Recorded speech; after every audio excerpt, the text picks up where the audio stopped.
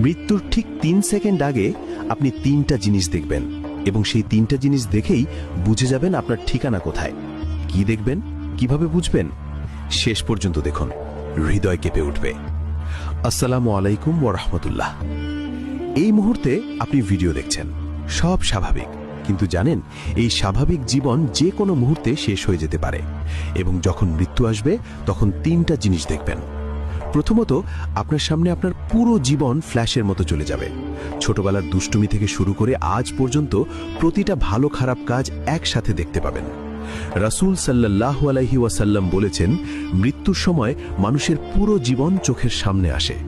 সেই মুহূর্তে আফসোস হবে, কিন্তু আর কিছু করার থাকবে না। দ্বিতীয়ত, আপনি মালাকুল মউত অর্থাৎ মৃত্যুর ফেরেশতাকে দেখবেন। যদি আপনি নেককার হন, তিনি আসবেন সুন্দর চেহারা নিয়ে, হাসি মুখে, জান্নাতের সুগন্ধ নিয়ে।